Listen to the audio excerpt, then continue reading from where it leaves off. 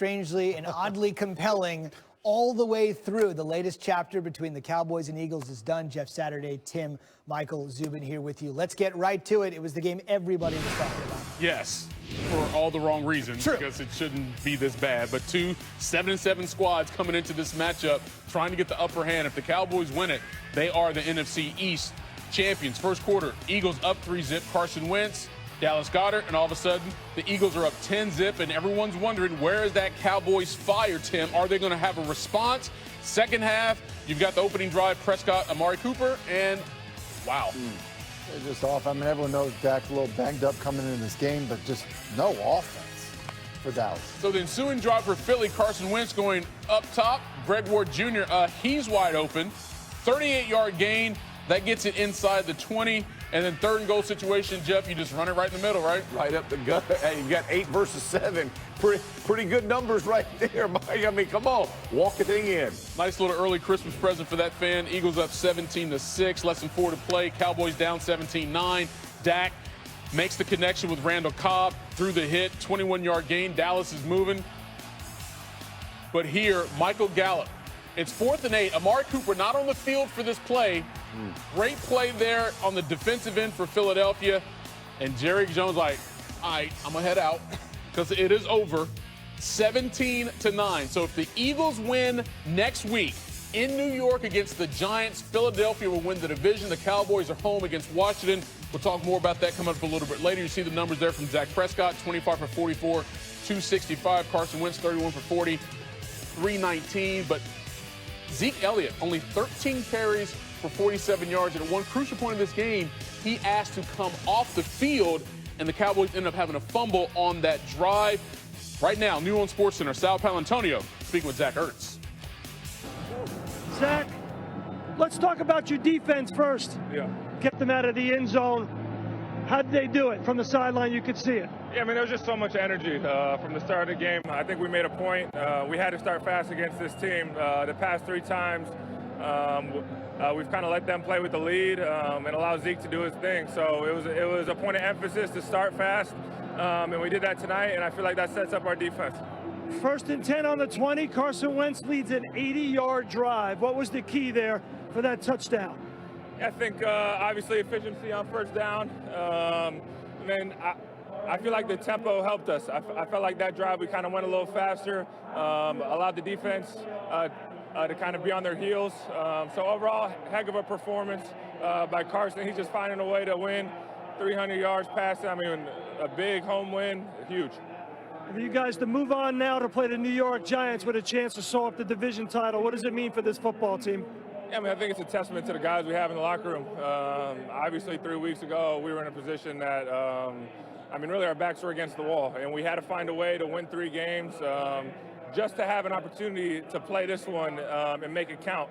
So as a team, we just found a way. We stuck together, and I think we're playing our best football right now, and that's all that matters. See you in New York, Zach. All right, thanks, Al. All right, back to you. All right, Sal, appreciate it. And again, let's make this very simple for everybody. If the Eagles win next week in New York against the Giants, they win the division, they go to the playoffs.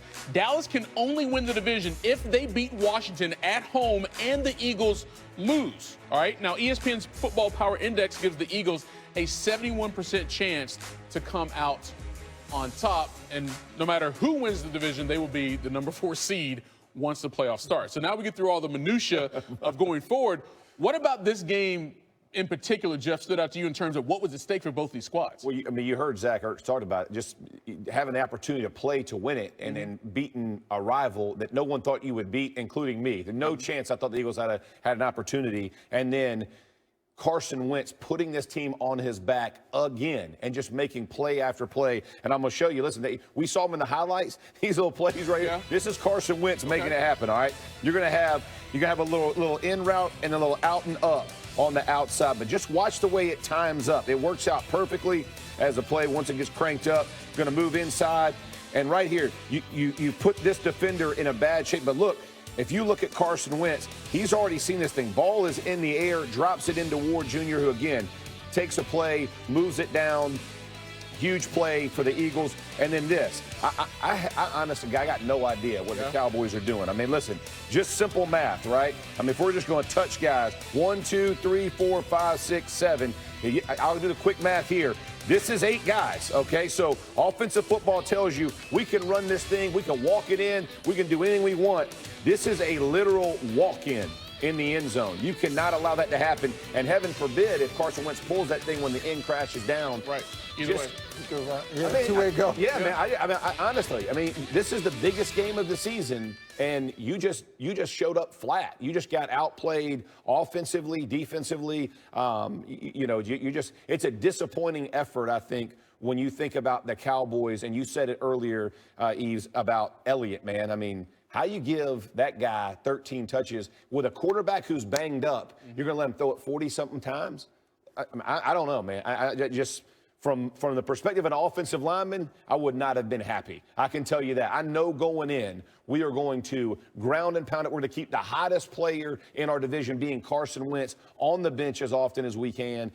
And it's 17-9. This is not like this was a track meet that you had to compete in. This was a game that you fully had ability to win it had you just stuck to what you would do well, and they didn't perform. Tim, it seems like what Jeff is saying right now is what Cowboy fans and the media have been saying so many times after their games. What were they doing? What were they thinking? What was the scheme? What was the strategy based on what was at stake here? Where was the fire? Where was the sense of urgency of what was at stake? I mean, I like Jeff thought, and I think I was sitting here last week being like, look, when they play their best, they're almost as good as anybody. Absolutely. They have talented players. Yes. Look, the Zeke thing is 100% correct. Now, is that because they just weren't calling enough runs for him, or he wanted out? You alluded to that, and I don't know if he was banged up in the game, and that was part of the reason that he wasn't out there. But yeah, that's not the identity of that team. That team was in kind of a spread shotgun look for much of that game. That's just not who they are. I don't think. That's not when they're at their best. Last Sunday, we were sitting here talking about how they had 2 backs go for over 100 yards. Right. And how impressive was that? And it was like, okay, we know who they are and who they can be. Well, they didn't even try to be that tonight. Right.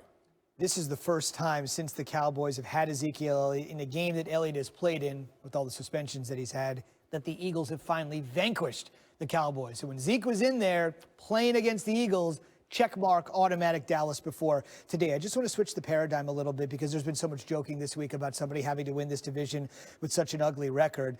What did Philly show you today, if anything, that could say, you know what? Maybe they could be in line for a deep postseason run that maybe a week ago today people would have said, come on, no way. No quit. I mean, listen, if you look at this football team, I wrote them off. I'm assuming most people wrote them off. They will not. They're not going to quit. They're not going to quit as a football team. They're going to trust each other. Carson Wentz, who hasn't had his best year, all of a sudden is hot. And about players who hadn't caught a pass at the beginning of the season, all of a sudden these guys are getting open. And whether it's Doug Peterson and the play calls, or if it's Carson Wentz, or if it's Sanders running the rock, whatever it is, it seems like it's working. And they're finding that kind of flow that they found even when Foles was playing, back in the playoffs. And this is, let's not forget, this is Carson Wentz really first time in this type of environment when it's all on the line. We've seen him get kind of banged up and somebody else had to come in. He played lights out again. We showed it when it mattered most. He's got no back down in him. I mean, whether he's got to pull it down and go run it for 8 yards and get him in a 3rd and 2 instead of a 3rd and long, he's doing it all. And you can tell that team is buying in to the mission at hand. I was shocked at the game, but I'm impressed as well from the Eagles, the way they played. When you find a team that believes like they believe. Now the question is, do they only believe because they were beating the Cowboys, right? Yeah. Can you continue this thing? You got some really good teams in the NFC. Do you believe you can match up with these guys? Man, I mean, tonight was an inspired effort, in my opinion. What do you think, Tim? Yeah, I mean, do I believe in them against some of the? Right. No. Probably don't. Now, I think there are obviously some things that have happened there in the past between, their head coach and some members of that team that probably feel like they have that belief and that hope that they can get on a run. But, when I look at, when you look at their receivers, you look at some of the mistakes up front, you look at, guys in and out of the lineup in the secondary at times. I mean, Yeah, I think that'll be tough when you're playing the Saints. Right. I think that's going to be tough when you're playing the 49ers. I agree. That's how I would see it. But for them, based on what's happened to them this season, Here's the even in deal. this position, We're joking around. We're joking around. Hey, someone has to win the division. Yeah. Winning your division is a very big deal. That's always the goal. It's the number one goal in 32 locker rooms at the start of the season. right. So that's the reality of it. Even if you win it at 8-8, you still win the division. Still win. All right, fair enough. You know what they call the guy that graduated in the bottom of his class from medical school? A graduate, a doctor. That's what they call him. Boy, Mike. That's what they call him. Dad jokes out here. All right, we saw Jerry Jones heading out from his luxury box there. He was going to talk to the media. He's doing it right now here on SportsCenter.